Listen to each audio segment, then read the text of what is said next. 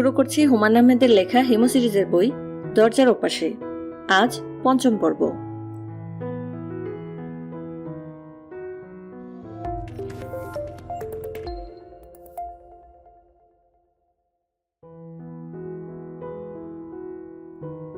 Bell টিপতেই Mobarak Hossain সাহেব নিজেই দরজা খুলে দিলেন।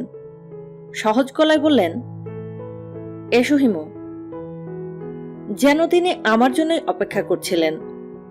সাধারণ মানুষ থেকে মন্ত্রী পর্যায়ে ওঠা খুব কঠিন, কিন্তু নেমে আসাটা অত্যন্ত সহজ। মোবারক সাহেবকে দেখে তাই মনে হচ্ছে। ওনার পরনে সাদা লুঙ্গি, খালি গা, কাঁধে ভেজা গামছা। তিনি সহজ গলায় বললেন, শরীরটা তেতে আছে, ভিজে গামছা দিয়ে রাখলাম, এতে শরীর ঠান্ডা থাকে। কোনো খবর আছে হিমু? আমি বললাম, না, কোনো খবর নেই, আপনার খবর নিতে এসেছি। মোবারক সাহেব বললেন, আমার খবর নেওয়ার জন্য তো বাড়িতে আসার দরকার পড়ে না। পত্রপত্রিকায় রোজই কিছু না কিছু বেরোচ্ছে, পত্রিকা পড়ো না? আমি বললাম, মাঝে মাঝে পড়ি। তিনি বললেন, আমার খবর সব আপ টু ডেট জানো তো? আমি বললাম, কিছু কিছু জানি। উনি বললেন, ব্যাংক অ্যাকাউন্ট ফ্রিজ করা হয়েছে, এটা জানো? না। ব্যাংক অ্যাকাউন্ট ফ্রিজ করা হয়েছে। বুদ্ধিমান লোক মাঝে মাঝে প্রথম শ্রেণীর বোকার মতো কাজ করে। আমিও তাই করেছি। টাকা পয়সা অনেক ব্যাংকেই ছিল ছিল আমার নিজের নামে। কিছু যে অন্যের নামে রাখা দরকার, কিছু ক্যাশ দরকার, এটা কখনো মনে হয়নি। আমি বললাম, আপনার ব্যাংকে কত টাকা আছে? জবাব দেবার আগে মোবারক সাহেব কিছুক্ষণ একদৃষ্টিতে আমার দিকে তাকিয়ে থেকে বললেন, 5 কোটি টাকার মতো। আমরা ঠিক আগের মতো বারান্দায় বসলাম। মোবারক সাহেব ইজি চেয়ারে শুয়ে মোড়ায় পা তুলে দিলেন। তিতলিকে ডেকে বললেন, টক দই দিতে। হিমু। জি স্যার। 5 কোটি টাকা আছে জানার পরেও তুমি দেখি তেমন অবাক হওনি। 5 কোটি টাকা যে কত টাকা সে সম্পর্কে তোমার বোধহয় কোনো ধারণা নেই। আমি বললাম, অনেক টাকা বুঝতে পারছি। মোবারক সাহেব বললেন, পারছো বলে মনে হয় না, অনেক তো বটেই। সেই অনেকটা কত অনেক তা কি জানো? 5 কোটি টাকা দিয়ে কি করা যায় বলো তো? আমি বললাম, 5 কোটি টাকা দিয়ে দিয়াশলাই কেনা যায়। একটা দিয়াশলাইয়ের দাম 1 টাকা। তবে একসঙ্গে এত টাকার দিয়াশলাই কিনলে কিছুটা বোধহয় সস্তায় দেবে। 8 আনা পিচ পাওয়া যেতে পারে। তাহলে 10 কোটি দিয়াশলাই পাওয়া যাবে। এই জীবনে আর দিয়াশলাই কিনতে হবে না। মোবারক সাহেব বললেন, তুমি ব্যাপারটাকে ফানি সাইডে নিয়ে যাবার চেষ্টা করছো। ফানি সাইডে নেবার দরকার নেই। 5 কোটি টাকা যে কি পরিমাণ টাকা আমি অন্যভাবে তোমাকে ধারণা দিই। ধরো টাকাটা তুমি যদি ব্যাংকে রেখে দাও, তাহলে কি হবে? 15% রেটে ইন্টারেস্ট কত আসে? মনে মনে হিসাব করতে পারো। 5 টাইমস 15 ডিভাইডেড বাই। আমি তাকিয়ে আছি। মোবারক হোসেন সাহেব চোখ বন্ধ করে হিসাব করে যাচ্ছেন। তিতলি যখন এসে বলল, বাবা টক দই নাও, তখন বিরক্ত মুখে চোখ মেললেন। তার হিসেবে গন্ডগোল হয়ে গেছে। অসময়ে আসার জন্য তিনি মেয়ের দিকে রাগী চোখে তাকিয়ে আছেন। তিতলি বলল, বাবা, আমি তোমাদের সঙ্গে বসবো। মোবারক সাহেব বললেন, আমাদের সঙ্গে বসার দরকার কি? তিতলি বলল, বারান্দায় চা দিতে বলেছি, এই জন্যই বসতে চাচ্ছি। তিতলি আমার মুখোমুখি চেয়ার টেনে বসল। বাবাকে সম্পূর্ণ অগ্রাহ্য করে আমাকে বলল, ভাইয়ার কোনো খোঁজ পেয়েছেন? আমি বললাম, না। খোঁজার চেষ্টা করেছেন? না, তাও করিনি। এই সত্য কথাটি যে বললেন, এই জন্য আপনাকে ধন্যবাদ। এসেছেন কি জন্যে? আমাদের দুর্দশা দেখতে? আমি সহজ গলায় বললাম, আমি আসলে একটা সুপারিশ নিয়ে এসেছি। একজনের চাকরি বিষয়ে একটা সুপারিশ। আমার এক বন্ধুর চাকরি চলে গেছে, পুরোপুরি এখনো যায়নি, সামান্য সুতায় ঝুলছে। আপনার বাবার সুপারিশে হয়তো তার চাকরিটা টিকে যাবে। তিতলি বিস্মিত চোখে তাকিয়ে রইল। মোবারক হোসেন সাহেব কৌতূহলী গলায় বললেন, তুমি কি সত্যি সুপারিশ নিয়ে এসেছ? আমি বললাম, জি স্যার, সবাই তো মন্ত্রিত্ব থাকাকালীন সময়ে নানান সুপারিশ নিয়ে আসে। আমি এসেছি যখন আপনার মন্ত্রিত্ব নেই, কিছুই নেই। মোবারক সাহেব বললেন, তুমি তাহলে জেনে শুনেই এসেছ যে আমার সুপারিশে কাজ হবে না। আমি বললাম, তা নয় স্যার, আমি জানি আপনার সুপারিশে এখন অনেক বেশি কাজ হবে, কারণ সবাই জানে আপনি আবার স্টেজে আসবেন। আসার সম্ভাবনা অনেক বেশি। যদিও এখন আপনি কেউ না, নোবডি, তবু ভবিষ্যতের কথা ভেবে তারা আপনাকে খুশি রাখবে। মোবারক সাহেব বললেন, যার সুপারিশ করতে এসেছো তার নাম কি? সুপারিশ কার কাছে করতে হবে? আমি পকেট থেকে কাগজ বের করতে করতে বললাম, স্যার, এখানে সব লেখা আছে।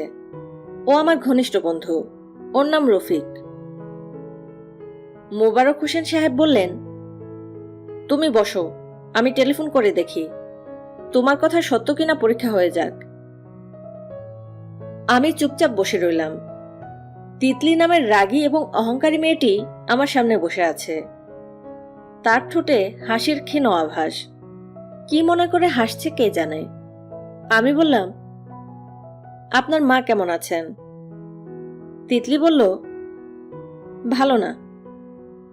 আমি বললাম, ওনার ঠিকানাটা আমাকে দেবেন, ওনাকে একটু দেখতে যাব। কেন? এমনি যাব। আপনি বিনা উদ্দেশ্যে কিছু করেন না, আপনার কোনো একটা উদ্দেশ্য আছে, উদ্দেশ্যটা বলুন, তারপর ঠিকানা দেব। উদ্দেশ্য বলার সময় হলো না। মোবারক হোসেন সাহেব ফিরে এসেছেন। তিনি ইজি চেয়ারে বসতে বসতে বললেন, হেমো, তুমি তোমার বন্ধুকে আগামীকাল চাকরিতে জয়েন করতে বলো, আমি কথা বলেছি। আমি বললাম, স্যার ধন্যবাদ, আমি তাহলে উঠি।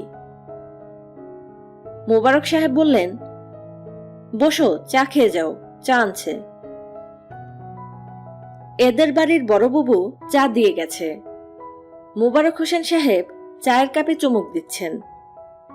তিতলি চায়ের কাপ মুখের কাছে নিয়ে নামিয়ে রেখেছে। মনে হচ্ছে কিছু বলবে, কি বলবে গোছাতে সময় লাগছে। সে বাবার দিকে কঠিন দৃষ্টিতে তাকালো। মোবারক সাহেব বললেন, তোর কি হয়েছে? তিতলি বলল, কিছু হয়নি। মোবারক সাহেব বললেন, এরকম করে তাকাচ্ছিস কেন? তিতলি বলল, যেভাবে আমি তাকাই সেভাবেই তাকাচ্ছি। মোবারক সাহেব বললেন, তুই এখান থেকে যা, আমি হিমুর সঙ্গে কথা বলবো। তিতলি বলল, যা বলার আমার সামনেই বলো, আমি কোথাও যাব না। সে আবারও চায়ের কাপ মুখের কাছে নিল, আবারও নামিয়ে রাখল। মেয়েটির এই হঠাৎ পরিবর্তনের কোনো কারণ ধরতে পারছি না। আমি চা শেষ করে উঠে দাঁড়াতে দাঁড়াতে বললাম, স্যার আজ যাই, অন্য আরেকদিন আসবো। তিতলি বলল, অন্যদিন টন্যদিন না, আপনি আর এই বাড়িতে আসবেন না। আর কেউ জানুক না জানুক, আমি জানি ভাইয়া নিখোঁজ হয়েছে আপনার কারণে। আপনাকে আমি এত সহজে ছাড়ব না। আমি আবার বসে পড়লাম। মোবারক সাহেব বললেন, কটা বাজে দেখো তো হিমু। আমি বললাম, স্যার আমার সঙ্গে ঘড়ি নেই।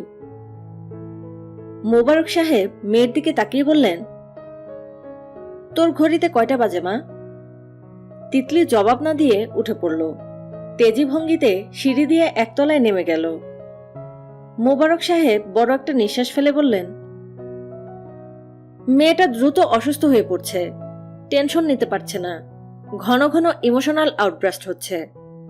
সুখের কথা হচ্ছে এইসব আউটব্রাস্টের স্থায়িত্ব অল্প, কিছুক্ষণের মধ্যেই সে নিজেকে সামলে নেবে। হেমো, ওই শোবার ঘরে ঢুকে দেয়াল ঘড়িতে কত সময় হয়েছে দেখো তো। আমি ঘড়ি দেখলাম, 9:21। তিনি আবার দীর্ঘ নিঃশ্বাস ফেললেন। নিজের মনে কথা বলছেন এমন ভঙ্গিতে বললেন, তিতলির মাকে দেশের বাইরে চিকিৎসার জন্য নেওয়া দরকার। ব্যাংককের আমেরিকান হাসপাতাল ভালো চিকিৎসা করে, সেখানেই নেয়ার কথা। নিতে পারছি না। টাকার সমস্যা তো আছেই, তার চেয়েও বড় সমস্যা আমাকে বাইরে যেতে দেবে না। একজনের কাছে টাকা চেয়েছিলাম, রাত 8টায় তার দিয়ে যাবার কথা। মনে হয় সে আর আসবে না। তোমার কি মনে হয় হিমু? আমি বললাম, না আসার সম্ভাবনাই বেশি। উনি বললেন, মানুষকে চেনা বড়ই মুশকিল। যার টাকা নিয়ে আসার কথা সেও বলতে গেলে কোটিপতি। তাকে কোটিপতি বানিয়েছি আমি। প্রয়োজনীয় পারমিটগুলির আমি ব্যবস্থা করে দিয়েছি। হেমু, তোমার কি ধারণা এই পৃথিবীতে কত ধরনের মানুষ আছে? আমি বললাম, স্যার, পৃথিবীতে মাত্র 2 ধরনের মানুষ আছে। মোবারক সাহেব অবাক হয়ে বললেন, 2 ধরনের? আমি বললাম, জি, আমি সমস্ত মানুষকে 2 ভাগে ভাগ করেছি। প্রথম ভাগে আছে হ্যাঁ মানুষ। এরাই দলে ভারী। বলতে গেলে সবাই এই দলে। মানুষের সব গুণ তাদের মধ্যে আছে, আবার দোষও আছে। কোনোটাই বেশি না, সমান সমান। প্রকৃতির সাম্যাবস্থা পছন্দ করে। একটা পরমাণুর কথাই ধরুন না কেন, পরমাণুতে নেগেটিভ চার্জের যতগুলো ইলেকট্রন আছে, পজিটিভ চার্জের ঠিক ততগুলোই প্রোটন আছে। হ্যাঁ মানুষগুলো পরমাণুর মতো। দ্বিতীয় দলে আছে না মানুষ। মানুষের কোনো কিছুই তাদের মধ্যে নেই, তারা শুধু দেখতেই মানুষের মতো। আসলে এরা পিশাচ ধরনের। প্রকৃতির সাম্যাবস্থা নীতি এদের মধ্যে কাজ করে না। এদের মনে কোনো রকম মমতা নেই। একটা খুন করে এসে হাত মুখ ধুয়ে ভাত খাবে, পান খাবে, সিগারেট টানতে টানতে 2-একটা মজার গল্প করে ঘুমোতে যাবে। তাদের ঘুমের কোনো সমস্যা হবে না, কারণ না মানুষরা সাধারণত স্বপ্ন দেখে না, আর দেখলেও দুঃস্বপ্ন কখনো দেখে না। মোবারক হোসেন সাহেব বললেন, এই জাতীয় মানুষ তুমি দেখেছ? আমি বললাম, জি দেখেছি। এই জাতীয় মানুষদের সঙ্গে আমি অনেক দিন ছিলাম। আমার মামারা সবাই এই জাতীয় মানুষ। মোবারক সাহেব অবাক হয়ে বললেন, বলো কি? আমি বললাম, আমার বড় মামা নিজে খুন হয়েছিলেন। লোকজন মাছ মারার বড় থোট দিয়ে তাকে এফর ওফর করে ফেলেছিল। এই অবস্থাতেও তিনি ম্যাজিস্ট্রেটের কাছে ডেথবেড কনফেশন করে 4 জন নির্দোষ মানুষকে ফাঁসিয়ে দিয়ে গেলেন। বললেন এরাই তাকে মেরেছে। ডেথবেড কনফেশনের কারণে ওই 4 জনের যাবজ্জীবন হয়ে গেল। মোবারক হোসেন সাহেব অবাক হয়ে বললেন, আশ্চর্য। আমি বললাম, আমার মেজ মামা গোটা 5 খুন করেছেন। অতি ধুরন্ধর ব্যক্তি, তাকে কেউ ফাঁসাতে পারেনি। বহাল তবিয়তে এখনো বেঁচে আছেন। 70-এর উপর বয়স। চোখে দেখতে পান না। কেউ কাছে গিয়ে বসলে খুনের গল্প করেন। এই গল্প বলতে পারলে খুব আনন্দ পান। তার কাছ থেকেই শুনেছি, মানুষ জবাহ করলে কণ্ঠনালী দিয়ে ফুস করে বাতাস বের হয়। মোবারক সাহেব বললেন, চুপ করো। আমি গল্প থামিয়ে মোবারক সাহেবের মতোই পা নাচাতে লাগলাম। মোবারক সাহেব আছোয়া অবস্থা থেকে উঠে বসলেন। তিক্ত গলায় বললেন, অবলীলায় তুমি এইসব গল্প করলে, তোমার খারাপ লাগলো না? আমি বললাম, জি না। উনি বললেন, ওদের রক্ত তো তোমার শরীরেও আছে। আমি বললাম, তা আছে। আমার বাবা দেখে শুনে ওই পরিবারে বিয়ে করেছিলেন, যাতে আমি মায়ের দিক থেকে 23টি ভয়াবহ ক্রোমোজোম নিয়ে আসতে পারি। মোবারক সাহেব বললেন, আনতে পেরেছ? আমি বললাম, ঠিক করে ধরতে পারছি না। উনি বললেন, না মানুষদের কথা শুনলাম। সাধু সন্ন্যাসীরা কোন শ্রেণীর? যারা মহাপুরুষ তাদের দলটা কি? আমি বললাম, তারাও না মানুষ। পিশাচ এবং মহাপুরুষ সবাই এক দলে। এরা মানুষ নন।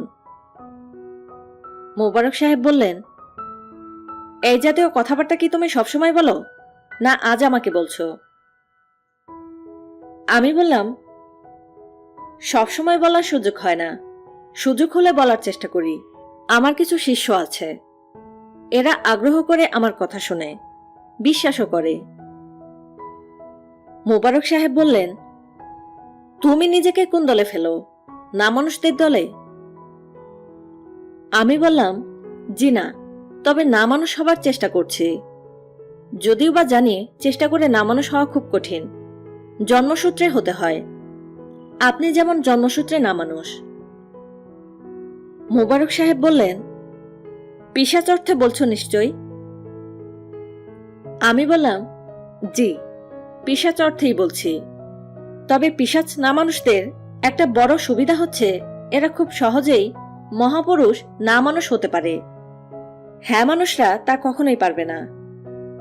মোবারক সাহেব বললেন, তুমি কি আমাকে প্রিচ করার জন্য এসব কথা বলছো? আমি বললাম, জি না, আমি ধর্মপ্রচারক না। আমি একজন সাধারণ হ্যাঁ মানুষ, যে একজন বন্ধুর চাকরির জন্য মন্ত্রীর কাছে ছোটাছুটি করে।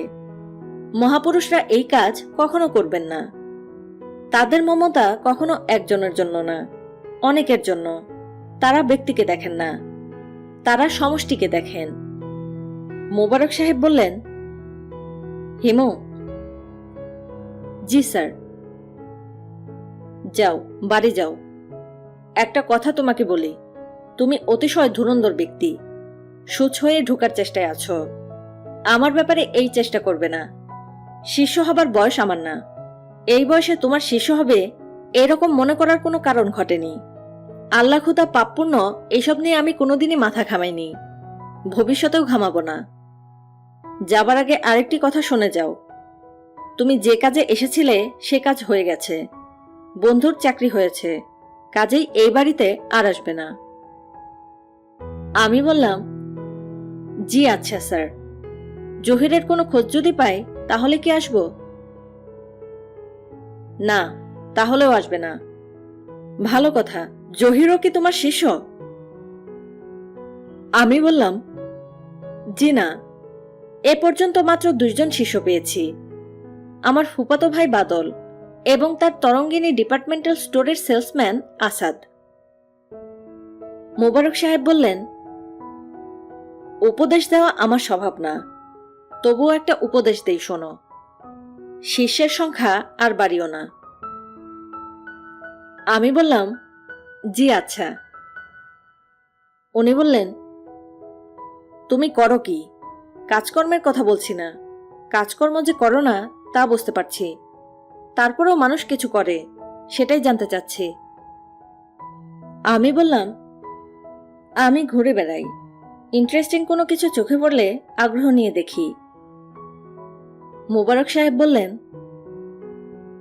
একটা ইন্টারেস্টিং জিনিসের কথা বলো, তাহলে বুঝতে পারবো তোমার কাছে কোনটা ইন্টারেস্টিং কোনটা নয়। আমি বললাম, সবকিছুই আমার কাছে মোটামুটি ইন্টারেস্টিং লাগে, তবে একটা দৃশ্য একবার দেখলেই ইন্টারেস্ট নষ্ট হয়ে যায়, দ্বিতীয়বার দেখতে ইচ্ছা করে না।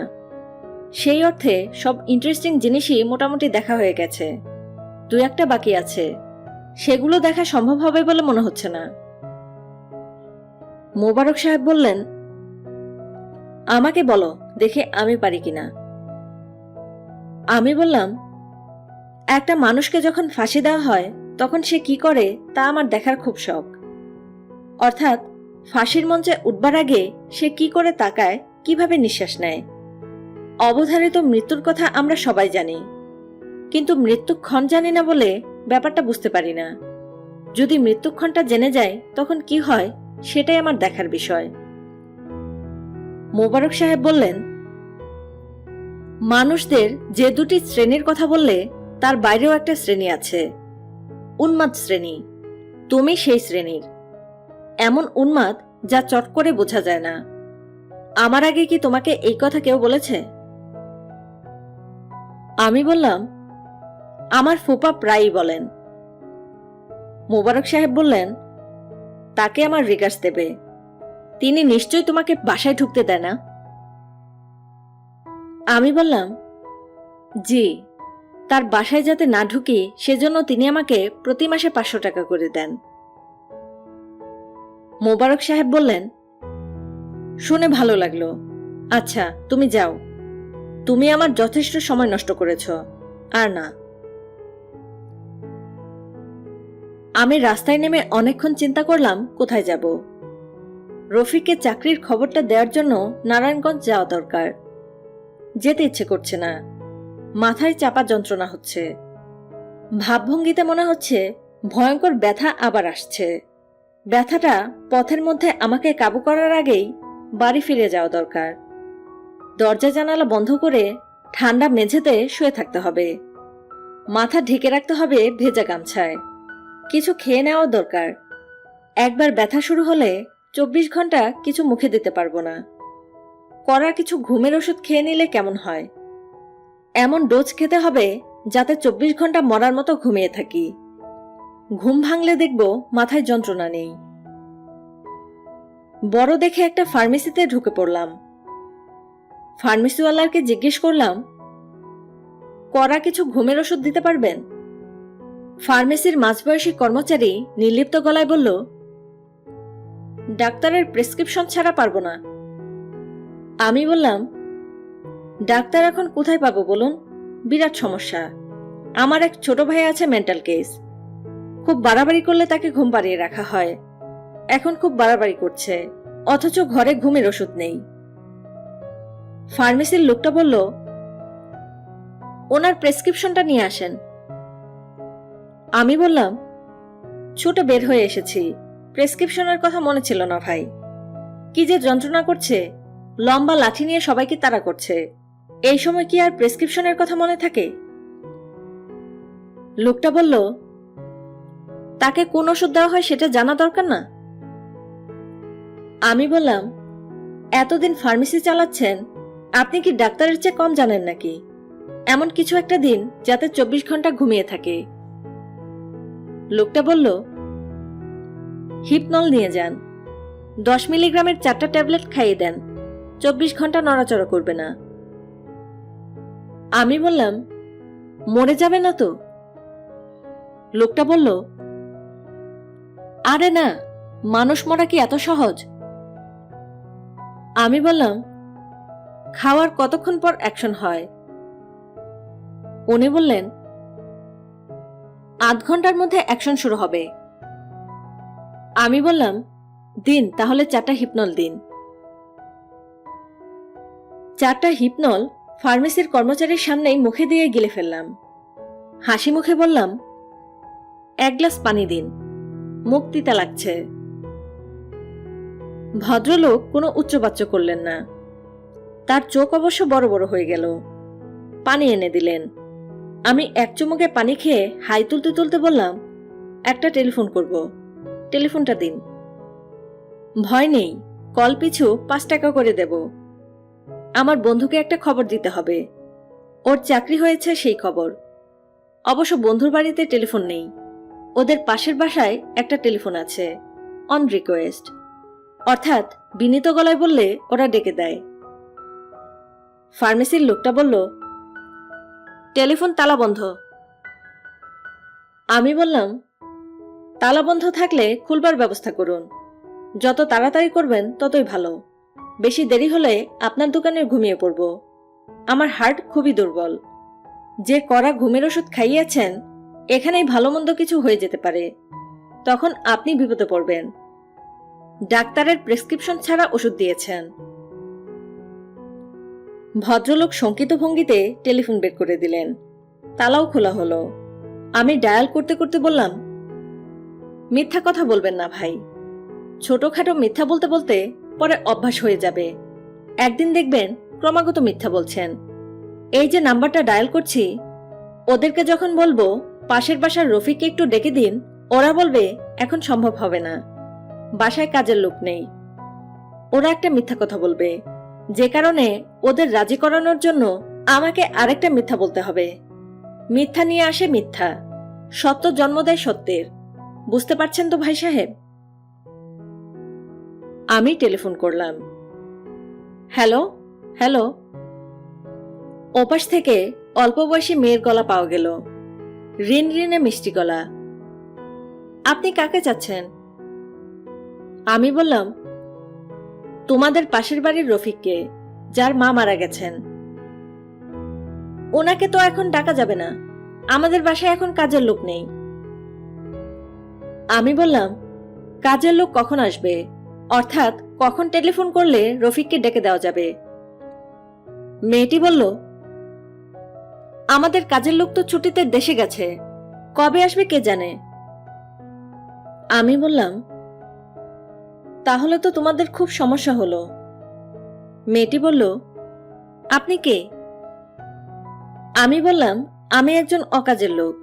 শোনো খুকি, এই বয়সে মিথ্যা কথা বলা শুরু করেছো কেন? রফিককে ডাকা যাবে না এটা সরাসরি বলে দিলেই ঝামেলা চুকে যায়, মাঝখান থেকে মিথ্যা করে কাজের লোকের কথা বলছো। মেয়েটি বলল, আমি তো মিথ্যা বলছি না।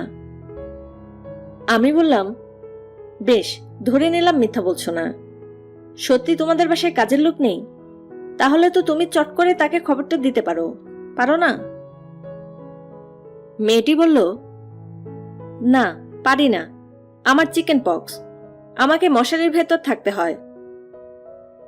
আমি বললাম, খুকি, আবার মিথ্যা কথা বলছো?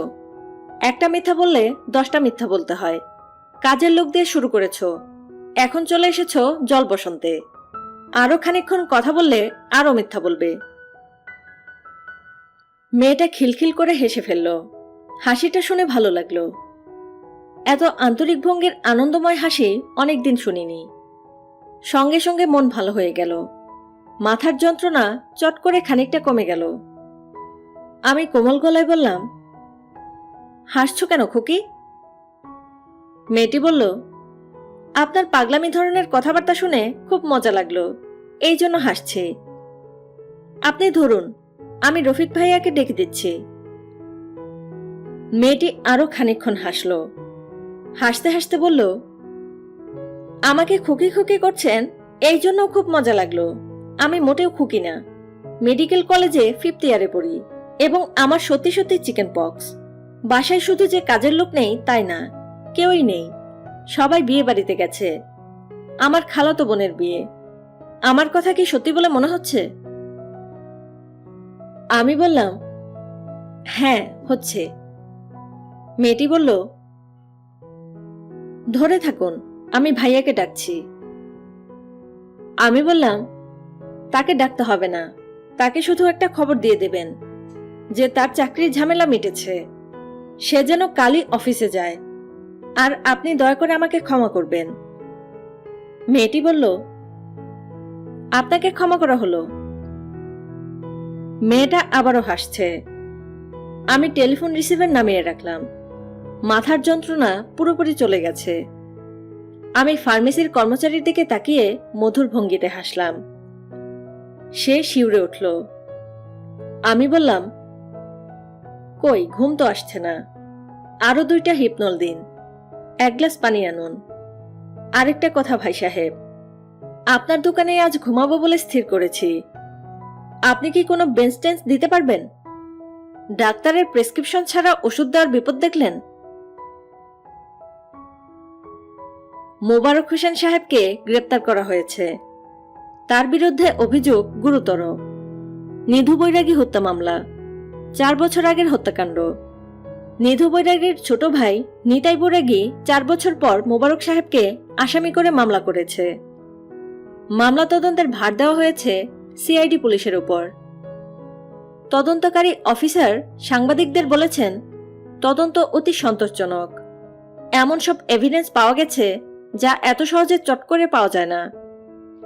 মোবারক সাহেবকে জেল হাজতে পাঠানো হয়েছে।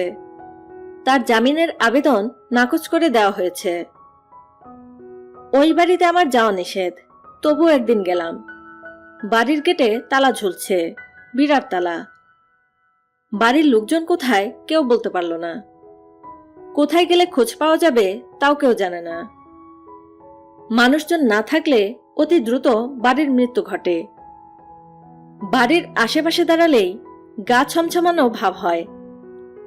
বাড়ির সামনে পান সিগারেটের দোকানের ছেলেটা বলল,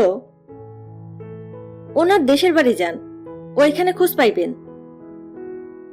আমি বললাম, দেশের বাড়ি কোথায়? কুমিল্লা। কুমিল্লার কোথায়? তা তো ভাইজান জানি না। আমি বললাম, বাড়ি তালা বন্ধ থাকে, কেউ খোঁজ নিতে আসে না? দোকানের ছেলেটা বলল, মন্ত্রী সাহেবের মেয়ে একদিন আসছিল, খুব কান্নাকাটি করলেন। কবে এসেছিল?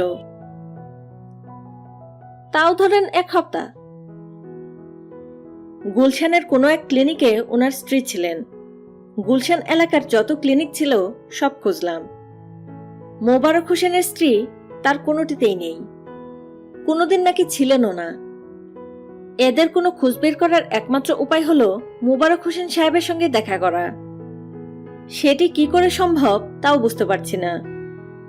জেলখানার গেটে গিয়ে যদি বলি আমি প্রাক্তন মোবারক হোসেন সাহেবের সঙ্গে দেখা করতে চাই, তাহলে তারা যে খুব আনন্দের সঙ্গে আমাকে ভেতরে নিয়ে যাবে তা মনে করার কোনো কারণ নেই। নারায়ণগঞ্জ থানার ওসি সাহেবকে টেলিফোন করলাম, উনি যদি সাহায্য করতে পারেন।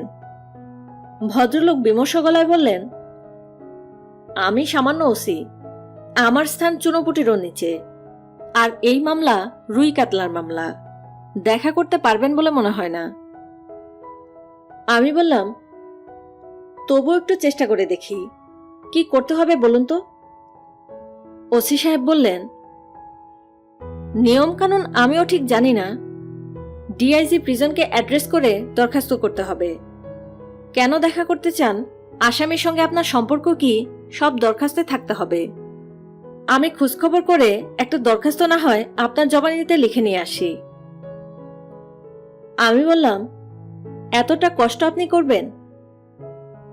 ওসি সাহেব বললেন, অবশ্যই করব, আপনি বিকেলে আপনার মেসে থাকবেন, আমি সব তৈরি করে নিয়ে আসব। কাজ হবে কিনা জানি না। আমি বললাম, আপনাকে অনেক ধন্যবাদ, রাখি তাহলে। ওসি সাহেব বললেন, 1 সেকেন্ড হিমু সাহেব, আপনি কি 2 মিনিটের জন্য আমার স্ত্রীর সঙ্গে একটু দেখা করতে যাবেন? ওকে ঢাকা মেডিকেল কলেজের ক্যান্সার ওয়ার্ডে ভর্তি করেছি। এখন সে একেবারে শেষের অবস্থায় আছে। আমি দিনরাত প্রার্থনা করি শেষটা যেন তাড়াতাড়ি আসে। আমি নিজেই সহ্য করতে পারছি না। হিমু সাহেব, ভাই যাবেন? আমি আমার স্ত্রীকে আপনার কথা বলেছি। আমি বললাম, আসুন একসঙ্গে যাব। ওসি সাহেব বললেন, ও এখন কথা বলতে পারে না, কিছু জিজ্ঞেস করলে লিখে জবাব দেয়। আমি বললাম, আমি ওনাকে কি বলবো? ওসি সাহেব বললেন, আপনাকে কিছু বলতে হবে না, আপনি পাশে কিছুক্ষণ থাকলেই ওর ভালো লাগবে। আপনার সম্পর্কে আমি ওকে বলেছি। কি বলেছেন? তেমন কিছু না, বলেছি আপনি সাধক প্রকৃতির মানুষ, আপনি পাশে দাঁড়ালেই ও সাহস পাবে। অন্য একটা জগতে যাত্রা, সে যাচ্ছেও একা একা, খুব ভয় পাচ্ছে। ওসি সাহেবের গলা ধরে এলো, কথা জড়িয়ে এলো।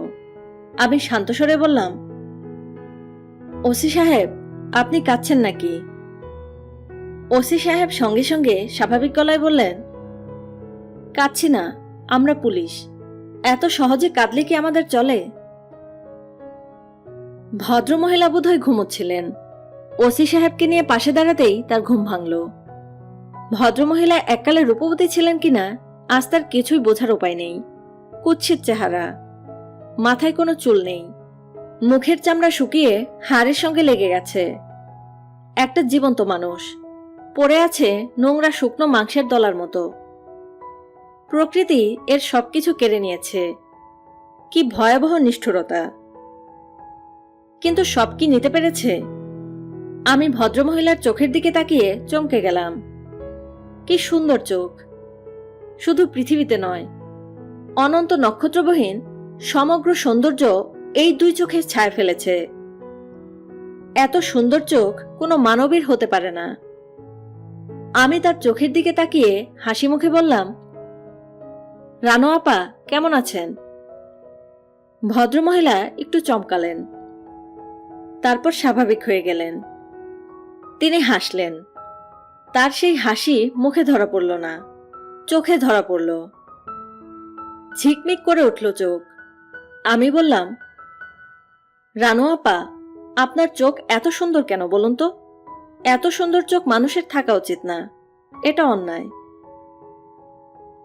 ভদ্রমহিলা বালিশের নিচ থেকে হাতড়ে হাতড়ে নোটবই বের করলেন, পেন্সিল বের করলেন, অনেক সময় নিয়ে কি যেন লিখলেন। বাড়িয়ে দিলেন সেই লেখা। অস্পষ্ট হাতের লেখায় তিনি লিখেছেন, কেমন আছেন ভাই? আমি বললাম, আমি ভালো আছি, আপনিও কিন্তু ভালো আছেন। আমি আপনার চোখ দেখেই বুঝতে পারছি শারীরিক কষ্ট আপনি জয় করেছেন। তিনি আবার নোটবই হাতে নিলেন। আমি বললাম, আপা, আপনাকে কিছু বলতে হবে না। আপনার চোখের দিকে তাকিয়েই আমি আপনার কথা বুঝতে পারছি। আমার কথা বিশ্বাস হচ্ছে না? আপনি চাচ্ছেন আমি যেন আপনার কপালে হাত রেখে একটু প্রার্থনা করি। কি ঠিক বললাম না? আমি আপনার কপালে হাত রাখছি, প্রার্থনা কিন্তু করব না আপা। প্রার্থনা আপনার প্রয়োজন নেই। তার চোখ থেকে এক ফোঁটা অশ্রু গড়িয়ে পড়তে গিয়েও পড়ছে না। দীর্ঘ আখি পল্লবের কোণায় মুক্তার মতো জমে আছে। আমি বিস্মিত হয়ে লক্ষ্য করলাম, এই মহিলার চোখের ভাষা আমি সত্যি সত্যি পড়তে পারছি। ঈশ্বর তার মুখের ভাষা কেড়ে নিয়ে আবার ফিরিয়ে দিয়েছেন চোখে। ভদ্রমহিলার চোখে খুব সুন্দর করে আমাকে বলল, ভাই, আমি সারাক্ষণ একা থাকি, এইটাই আমার কষ্ট, অন্য কোনো কষ্ট নেই। তুমি কি জানো আমি যেখানে যাচ্ছি সেখানেও কি আমাকে একা থাকতে হবে? আমি নিচু গলায় বললাম, আপা, আমি জানি না, আমি আসলে কিছুই জানি না। জানার জন্যে এর কাছে তার কাছে যাই, তারাও জানে না। আপনি যদি কিছু জানেন আমাকে জানিয়ে যান। তিনি হাসলেন। তার চোখ ঝিকমিক করে উঠল। ওসি সাহেব বললেন, হিমু ভাই, আসুন আমরা যাই। ওসি সাহেবের চোখ ভেজা, কিন্তু গলার স্বর স্বাভাবিক। হাসপাতালের বাইরে এসে আমি বললাম, আপনি কি আপনার স্ত্রীর চোখের ভাষা পড়তে পারেন? ওসি সাহেব বললেন, আগে পারতাম না, কিছুদিন হলো পারছি। আগে ভাবতাম মনের ভুল, উইশফুল থিঙ্কিং। এখন বুঝেছি মনের ভুল নয়, চোখ দিয়ে মানুষ আসলেই কথা বলতে পারে হেমু সাহেব। আমি বললাম, জি। ওসি সাহেব বললেন, অনেকদিন আপনার সঙ্গে দেখা হবে না। আমাকে বদলি করা হয়েছে চিটাগাং হিল ট্রেকে। আমি আমার স্ত্রীর মৃত্যুর জন্য অপেক্ষা করছি। ও মারা যাবার পরপরই চলে যাব। যদি কোনোদিন পাহাড় জঙ্গল দেখতে ইচ্ছা করে আসবেন আমার কাছে। আমি বললাম, জি, আমার মনে থাকবে। ওসি সাহেব বললেন, আপনার কাগজপত্র সব তৈরি করে এনেছি। আপনি নাম সই করে আমার কাছে দিয়ে দিন, আমি জমা দিয়ে দেব। তবে আমার মনে হচ্ছে লাভ হবে না। আমি বললাম, চেষ্টা করে দেখি।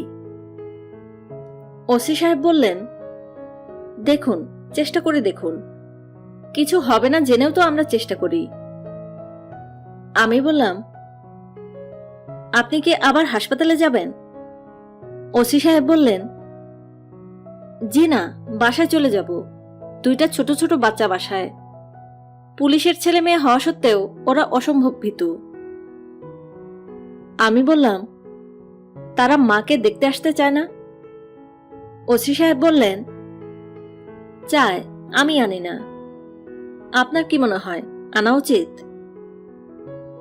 আমি বললাম, ওদের যদি আসতে ইচ্ছা করে অবশ্যই আনা উচিত। চলুন ওসি সাহেব, কোনো একটা রেস্টুরেন্টে বসে এক কাপ চা খাই, চলুন। কিছু দূর এগুতেই রেস্টুরেন্ট পাওয়া গেল। চা খাওয়া হলো নিঃশব্দে। আমি কাগজপত্র সই করে দিলাম। বেশ কয়েকটা দরখাস্ত, একটি পাবলিক প্রসিকিউটরের কাছে, একটা ডিআইজি প্রিজনের কাছে, একটা মোবারক সাহেবের উকিলের কাছে। তিনি কাগজপত্র ব্যাগে রাখতে রাখতে বললেন, হিমু সাহেব, আজ উঠি। আমি বললাম, চলুন আপনাকে খানিকটা এগিয়ে দিয়ে আসি। উনি বললেন, এগিয়ে দিতে হবে না, আপনি আমার জন্য অনেক করেছেন। তিনি দ্রুত পা ফেলে অদৃশ্য হয়ে গেলেন। দরখাস্তে কোনো লাভ হলো না, অনুমতি পাওয়া গেল না। জেলখানা, পুলিশ, কোর্ট কাচারি এইসব ব্যাপারে বিশেষজ্ঞ হচ্ছেন আমার ছোট মামা। ছোট মামাকে চিঠি লিখলাম। চিঠি পাঠাবার তৃতীয় দিন তিনি চলে এলেন। আসবেন তা জানতাম। আমার প্রতি মামাদের ভালোবাসা সীমাহীন। একটা হ্যান্ডব্যাগ, একটা ছাতা, বগলে ভাঁজ করা কম্বল নিয়ে রাত দুপুরে মামা উপস্থিত। এমনভাবে দরজা ধাক্কাচ্ছেন যেন ভেঙে ফেলবেন। মেসের অর্ধেক লোক জেগে গেল। আমি হস্তদস্ত হয়ে দরজা খুললাম। ছোট মামা ঘরে ঢুকতে ঢুকতে বললেন, বিষয় কি রে? আমি খুবই চিন্তাগ্রস্ত, বাড়িতে বিরাট যন্ত্রণা, না বললে বুঝবি না। তারপরেও চিঠি পেয়ে স্থির থাকতে পারলাম না। শরীর ভালো? আমি বললাম, জি ভালো। মামা বললেন, কই কদমবুচি তো করলি না? আমি কদমবুচি করলাম। মামা খুশি খুশি গলায় বললেন, থাক থাক, লাগবে না, আল্লাহ বাঁচায় রাখুক। তোর গায়ের রংটা ময়লা হয়ে গেছে, রোদে ঘোরাঘুরি এখনো ছাড়লি না।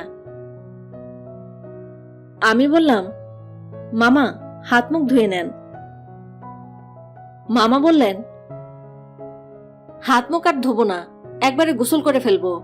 ঘরে জানামাজ আছে, নামাজ কাজা হয়ে গেছে, কাজা আদায় করতে হবে। নামাজ শেষ করে তোর বিষয় কি শুনবো? ঝামেলা বাঁধিয়েছিস? আমি বললাম, মামা বললেন, পুলিশি ঝামেলা? মামার মুখ আনন্দে উজ্জ্বল হয়ে গেল। হাসি মুখে বললেন, কোনো চিন্তা করিস না, পুলিশ কোনো ব্যাপারই না। আমরা তো বেঁচে আছি, এখনো মরি নাই। তোর চিঠি পড়েই বুকের মধ্যে ধক করে উঠল। চিঠি পেলাম একটায়, 4টায় পাড়ি ধরলাম। তোর মামি চিল্লাচিল্লি করতেছিল, দিলাম ধমক। মেয়ে ছেলে অবস্থার গুরুত্ব বুঝে না। তাকে বললাম, অবস্থা সিরিয়াস না হলে হিমু চিঠি লেখে? সে কি চিঠি লেখার লোক? মামা গোসল করে জায়নামাজে বসে গেলেন। দীর্ঘ সময় লাগলো নামাজ শেষ করতে। তার চেহারা হয়েছে সুফি সাধকের মতো, ধবধবে সাদা লম্বা দাড়ি। মোনাজাত করবার সময় টপটপ করে তার চোখ দিয়ে পানি পড়তে লাগলো। আমি অবাক হয়ে এই দৃশ্য দেখলাম। নামাজ শেষ করে মামা বললেন, তারপর বল, কি ব্যাপার? আমি বললাম, একজন লোক জেলখানায় আছে মামা, ওর সঙ্গে দেখা করা দরকার। দেখা করার কায়দা পাচ্ছি না। দরখাস্ত করেছি, লাভ হয়নি। মামা বললেন, খুনের আসামি? 312 ধারা? কোন ধারা তা জানি না মামা, তবে খুনের আসামি। এটা কোনো ব্যাপারই না, টাকা খাওয়াতে হবে। এই দেশে এমন কোনো জিনিস নাই যা টাকায় হয় না। আমি বললাম, টাকা তো মামা আমার নেই। মামা বললেন, টাকার চিন্তা তোকে করতে বলছি নাকি? আমরা আছি কি জন্যে? মরে তো যাই নাই। টাকা সাথে করে নিয়ে এসেছি, দরকার হলে জমি বেচে দেব। খুনের মামলাটা কি রকম বল শুনি? আসামি ছাড়াই আনতে হবে? আমি বললাম, তুমি পারবে না মামা, তোমার ক্ষমতার বাইরে। উনি বললেন, আগে বল, তারপর বুঝবো পারবো কি পারবো না। টাকা থাকলে এই দেশে খুন কোনো ব্যাপারই না। 1 লাখ টাকা দিলে 2টা খুন করা যায়। প্রতি খুনে খরচ হয় 50,000। পলিটিক্যাল লোক হলে কিছু বেশি লাগে। আমি মোবারক হোসেন সাহেবের ব্যাপারটা বললাম। মামা গালে হাত দিয়ে গভীর আগ্রহ নিয়ে শুনলেন। সব শুনে দীর্ঘ নিঃশ্বাস ফেলে বললেন, পুলিশের সাজানো মামলা, পেছনে আছে বড় খুঁটি, কিছু করা যাবে না। ট্রাইব্যুনাল করলে কোনো আশা নেই, সিভিল কোর্ট হলে আশা আছে। জাজ সাহেবদের টাকা খাওয়াতে হবে। আগে জাজ সাহেবরা টাকা খেত না, এখন খায়। অনেক জাজ দেখেছি, কাতলা মাছের মতো হা করে থাকে। কেস সিভিল কোর্টে উঠলে আমাকে খবর দিয়ে নিয়ে আসবি। আমি বললাম, তুমি কি করবে? মামা বললেন, সাক্ষী যে কটা আছে সবার মনে একটা ভয় ঢুকিয়ে দিতে হবে। বলতে হবে সাক্ষী হয়েছে কি জান শেষ। এইসব কথা এরা বিশ্বাস করবে না। তখন একটাকে মেরে ফেলতে হবে। একটা শেষ হয়ে গেলেই বাকিগুলো ভয় পেয়ে যাবে। এছাড়াও আরো ব্যাপার আছে। তুই ছেলে মানুষ, বুঝবি না। তুই আমাকে খবর দিস, চলে আসবো। আমি বললাম, মামলা মোকদ্দমা তোমার খুবই ভালো লাগে, তাই না মামা? উনি বললেন, এইসব ভালো লাগার ব্যাপার, তুই একটা ঝামেলায় পড়েছিস। আমি বললাম, আমি কোনো ঝামেলায় পড়িনি মামা। মামা বললেন, তোর চেনা জানা একজন পড়েছে, একই ব্যাপার। ভাই বেড়াদার বন্ধু এদের না দেখলে দেখব কাকে? পাড়ার লোককে দেখব। আমি বললাম, মামা কিছু খাবেন? হোটেল সারা রাত খোলা থাকে, চলুন যাই। উনি বললেন, না, কিছু খাবো না, ফজরের নামাজ পড়ে ঘুমাবো। আমি বললাম, এতক্ষণ জেগে থাকবেন? মামা বললেন, কোরআন তেলাওয়াত করব, তুই ঘুমা। মামা ফজরের নামাজ পড়ে নিশ্চিন্তে ঘুমোতে গেলেন। ভোরবেলা উঠে দেখি মামা নেই। সারা রাত অপেক্ষা করলাম, সারাদিন অপেক্ষা করলাম। তিনি ফিরলেন ঠিক সন্ধ্যায়। আমার সঙ্গে একটি কথাও না বলে মাগরিবের নামাজ শেষ করে আমাকে ডাকলেন। খুশি খুশি গলায় বললেন, ব্যবস্থা করে এসেছি, কাল সকাল 10টায় জেল গেটে চলে যাবি। আর শোন হেমো, আমি আর থাকতে পারবো না। বাড়িতে বিরাট যন্ত্রণা রেখে এসেছি। কেলেঙ্কারি অবস্থা, গিয়ে সামাল দিতে হবে। এখানকার মামলা শুরু হোক, তুই খবর দিস। খবর দিলেই চলে আসব। তোর জন্য মনটা সবসময় কাঁদে। আমি মামাকে রাতের ট্রেনে তুলে দিতে গেলাম। দুইজন প্ল্যাটফর্মে দাঁড়িয়ে আছি। গার্ড সবুজ বাতি দেখিয়ে দিয়েছে। মামা বললেন, তাড়াতাড়ি কদমবুচি করে ফেল, ট্রেন ছেড়ে দেবে। আমি কদমবুচি করতেই মামা আমাকে জড়িয়ে ধরে হাউমাউ করে কাঁদতে লাগলেন। ট্রেন ততক্ষণে চলতে শুরু করেছে। মামা বললেন, থাক, বাদ দে, একদিন তোর সঙ্গে থেকেই যাই। কাল রাতে ট্রেনে গেলেই হবে। আসছি যখন মিরপুরের মাজার শরীফটা জিয়ারত করে যাই, খুব গরম মাজার। না মানুষদের অন্তরে ভালোবাসা থাকে না, এটা ঠিক না। না মানুষদের অন্তরে ভালোবাসা তীব্রভাবেই থাকে। মোবারক হোসেন সাহেব আমাকে দেখে অত্যন্ত বিস্মিত হলেন। বিস্ময় গোপন করার কোনো চেষ্টা করলেন না। তার চেহারা খুব খারাপ হয়ে গেছে। মনে হচ্ছে সারা গায়ে পানি এসেছে, হাতে মুখে পানি এসেছে। ঘন ঘন ঢুক গিলছেন। মোবারক হোসেন সাহেব বললেন, হেমু, তুমি দেখা করার ব্যবস্থা করলে কি করে? কাউকেই তো দেখা করতে দিচ্ছে না, তিতলিকেও দেয়নি। অন্যদের কথা বাদ দাও। আমি বললাম, ব্যবস্থা করেছি, দেখা করা কোনো সমস্যা না। আপনার জন্য 2 প্যাকেট সিগারেট এনেছি। মোবারক সাহেব বললেন, থ্যাঙ্কস, মেনি থ্যাঙ্কস। তোমাকে দেখে ভালো লাগছে।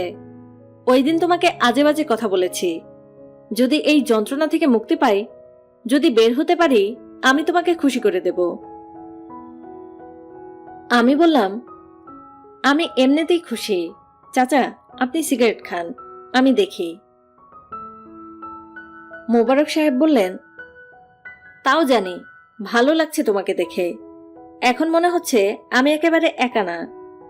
একজন হলেও আছে যে আমার জন্য খানিকটা হলেও অনুভব করে। তুমি আজ প্রথম আমাকে চাচা বললে। I am feeling honoured. Mobarak Hossain সাহেবের চোখে পানি এসে গেল। আমি বললাম, আপনি দুর্বল হয়ে পড়ছেন কেন? মোবারক সাহেব বললেন, দুর্বল হয়েছে কারণ নানান ধরনের অন্যায় আমি এই জীবনে করেছি। সৎ মানুষ যদি হতাম এত দুর্বল হতাম না। আমি সৎ মানুষ না। তোমার ভাষায় আমি হচ্ছে না মানুষ। তবে এরা যে মামলা সাজিয়েছে তা মিথ্যা মামলা। মিথ্যা বলেই শাস্তি হয়ে যাবে। সত্য মামলায় অনেক ফাঁকফোকর থাকে, মিথ্যা মামলায় থাকে না হিমু। আমি বললাম, জি। মোবারক সাহেব বললেন, তোমার ইনটিউশন নাকি প্রবল? তোমার কি মনে হয় ওরা আমাকে ঝুলিয়ে দেবে? আমি বললাম, আমার ইনটিউশন কাজ করছে না।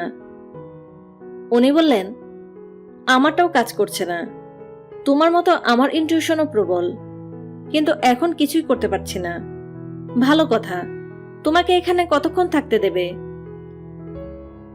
আমি বললাম, 1 ঘন্টা। উনি বললেন, গুড, ভেরি গুড। কথা বলার মানুষ নেই। ও আচ্ছা, তোমার ওই বন্ধু, ওর চাকরিটা হয়েছে তো? আমি বললাম, জানি না, আমি আর খোঁজ নেইনি, ওকে খবর দিয়ে দিয়েছি। মোবারক সাহেব বললেন, যে চাকরির জন্য এত ঝামেলা করলে সেটার শেষ অবস্থা জানলে না? আমি বললাম, একদিন যাব, খোঁজ নিয়ে আসব। মোবারক সাহেব বললেন, জহিরের কোনো খোঁজ নেই, তাই না? জি না। হেমু, জি। তোমার ইনটিউশন কি বলে জহির বেঁচে আছে? আমার কয়েকদিন থেকেই অন্যরকম মনে হচ্ছে। বেঁচে থাকলে এই অবস্থায় সে লুকিয়ে থাকতো না। সে তার চিঠিতে আমাকে শয়তান বলেছে। খাঁচায় ঢুকে পড়লে শয়তান আর শয়তান থাকে না, সে তখন চিড়িয়াখানার পশু হয়ে যায়। আমি এখন চিড়িয়াখানার চিড়িয়া।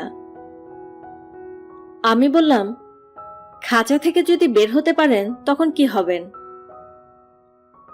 উনি বললেন, বলতে পারছি না, বলা খুব মুশকিল। কোনো কিছুই আগেভাগে বলা যায় না। মোবারক হোসেন সাহেব আরেকটা সিগারেট ধরালেন। ধরাতে কষ্ট হলো, মনে হলো তার হাত কাঁপছে। হেমু, জি। আমার মেয়েটার সঙ্গে ইতিমধ্যে কি তোমার দেখা হয়েছে? আমি বললাম, না, তারা কোথায় আছে জানি না। আপনার বাড়ি তালাবন্ধ। মোবারক সাহেব বললেন, ও পুরানো ঢাকায় আছে, ঠিকানা দিচ্ছি, একবার দেখা করবে। আমি বললাম, কিছু বলতে হবে? উনি বললেন, বলবে আমি ভালো আছি, চিন্তা করতে নিষেধ করতে বলবে। মেয়েটা একলা হয়ে গেছে। ওর মাকে চিকিৎসার জন্য ওর ভাইরা সিঙ্গাপুরে নিয়ে গেছে, জানো বোধহয়।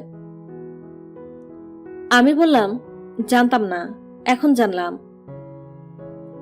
মোবারক সাহেব বললেন, 1 ঘন্টা হয়ে গেছে হেমু? আমি বললাম, না, এখনো 20 মিনিট আছে। মোবারক সাহেব বললেন, বলো কি, এখনো 20 মিনিট? এই 20 মিনিট কি নিয়ে কথা বলা যায় বলো তো? আমার আবার আরেক সমস্যা হয়েছে, গলা শুকিয়ে যায়, একটু পরপর ঢুক গিলতে হয়। আমি বললাম, আপনার যদি কথা বলতে ইচ্ছে না হয় তাহলে আমি চলে যাই। মোবারক সাহেব বললেন, আচ্ছা যাও, আসলেই কথা বলতে ইচ্ছা করছে না। আমি উঠে দাঁড়ালাম। মোবারক হোসেন ক্লান্ত ভঙ্গিতে তাকিয়ে রইলেন। ছোট মামার রাতের ট্রেনে যাবার কথা, কাপড় পরে তৈরি হয়েছেন। বেরোতে যাব, হঠাৎ বললেন, আচ্ছা বাদ দে, আরেকটা রাত থেকে যাই। তোর সাথে দেখাই হয় না, একা একা থাকিস, বড় মায়া লাগে। আমি বললাম, বাড়িতে কি সব সমস্যা নাকি আছে? মামা বললেন, থাকুক সমস্যা, এক রাতে কি আর হবে, তোর সাথে গল্পগুজবই করা হলো না। আমি বললাম, বেশ তো মামা, আসুন গল্পগুজব করি। মামা বললেন, তুই এবার একটা বিয়ে টিয়ে কর, একা একা কতদিন থাকবি? অবশ্য একা থাকায়ও আরাম আছে, তাই বলে সারা জীবন তো একা থাকা যায় না, ঠিক না? জি মামা, ঠিক। দেখে শুনে পাত্রী ঠিক করতে হবে, নন ম্যাট্রিক হলে ভালো হয়। এইসব মেয়ে হাতের মুঠোর মধ্যে থাকে, যা বলবি শুনবে। পড়াশোনা জানা মেয়ে খ্যাচখ্যাচ করবে, কালো মেয়ে খুঁজে বের করতে হবে। মুখের সিরিসাদ আছে, কিন্তু রং কালো। ফর্সা মেয়েদের মেজাজ থাকে, ধরাকে সরাজ্ঞান করে। কালো মেয়ে 10 চড়েও শব্দ করবে না। মেয়ে দেখব নাকি হিমু? আমি বললাম, এখন না মামা, চাকরি বাকরি নেই, খাওয়াবো কি? মামা বললেন, খাওয়ানোর মালিক আল্লাহ পাক, কে খাওয়াবে এইসব নিয়ে চিন্তা করা মহাপাপের শামিল। এই জগতে সমস্ত পশু পাখি, মানুষ, জিন সবার খাওয়ার দায়িত্ব আল্লাহ পাক নিজের হাতে রেখে দিয়েছেন। এই ধর পিঁপড়া, পিঁপড়ার কখনো খাওয়ার অভাব হয়? হয় না। আল্লাহ পাক তার খাওয়ার ব্যবস্থা করে রেখেছেন। পিঁপড়ার মতো এত ক্ষুদ্র প্রাণীর খাওয়ার ব্যবস্থা আছে, আর মানুষের থাকবে না? তাই এসব নিয়ে চিন্তা করিস না। আমি বললাম, চাকরি টাকরি হোক, তারপর তোমাকে বলবো। মেয়ে দেখতে তো বেশি দিন লাগবে না। মামা বললেন, কি বলিস বেশি দিন লাগবে না? বিচার বিবেচনা আছে না? হালের গরু আর ঘরের জরু, এই দুই জিনিস বিচার বিবেচনা করে আনতে হয়।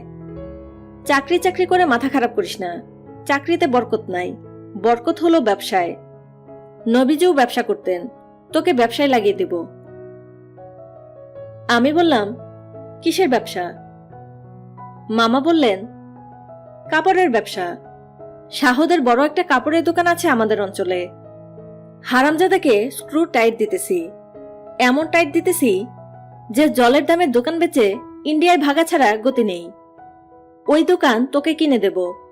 2 তলা ঘর আছে, 1 তলায় দোকান, 2 তলায় তুই বউ নিয়ে থাকবি। কি রাজি? হাসতেছিস কেন? হাসির কি বললাম? আমি বললাম, রাস্তায় হাঁটতে যাবে মামা? মামা বললেন, রাত দুপুরে রাস্তায় হাঁটবো কি জন্য? তোর একেবারে পাগলের স্বভাব হয়ে গেছে। রাত দুপুরে রাস্তায় কে হাঁটে? চোর হাঁটে আর পুলিশ হাঁটে। তুই চোরও না, পুলিশও না, তুই খামাখা হাঁটবি কেন? আমি বললাম, খানিকক্ষণ রাস্তায় না হাঁটলে আমার ঘুম আসে না মামা। তুমি শুয়ে পড়ো, আমি খানিকক্ষণ হেঁটে আসি। মামা বললেন, হাঁটাহাঁটির একমাত্র ওষুধ বিবাহ। বিয়ের পর দেখবি হাতি দিয়ে টেনেও তোকে বউর কাছ থেকে সরানো যাবে না। বাহিরমুখী পুরুষ বউ অন্তঃপ্রাণ হয়, শাস্ত্র কথা। পথে নেমেই মনে হলো সেতু মেয়েটির সঙ্গে আজ দেখা হবে। সে কিছু টাকা ফেরত দেবার জন্য পথে পথে ঘুরছে। অনেকক্ষণ রাস্তায় রাস্তায় ঘুরলাম, দেখা হলো না। একটা 16-17 বছরের ছেলে এসে একসময় জিজ্ঞেস করলো, স্যার কাউরে খুঁজেন? আমি বললাম, না। সে বয়স্কদের মতো ভারী গলায় বলল, একটা ভালো জায়গা আছে, যাইবেন? আমি বললাম, না। সে তবু পেছন ছাড়ল না, আমার সঙ্গে সঙ্গে ঘুরতে লাগলো, ঠিক পাশাপাশি না, খানিকটা দূরত্ব রেখে। আমি একসময় বললাম, আমার সঙ্গে 20 টাকার একটা নোট আছে, তোমার দরকার থাকলে নিতে পারো, ধার হিসেবে, পরে ফেরত দিতে হবে। ছেলেটি ধার নেওয়ার ব্যাপারেও আগ্রহ দেখালো না, তবে এবার আর দূরে দূরে রইল না, কাছে এগিয়ে এলো। আমরা দুজন হাঁটছি, কেউ কাউকে চিনি না।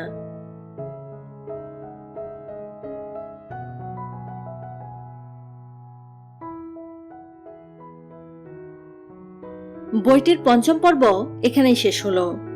বইটির শেষ পর্ব পরবর্তী ভিডিওতে আপলোড করা হবে। ধন্যবাদ।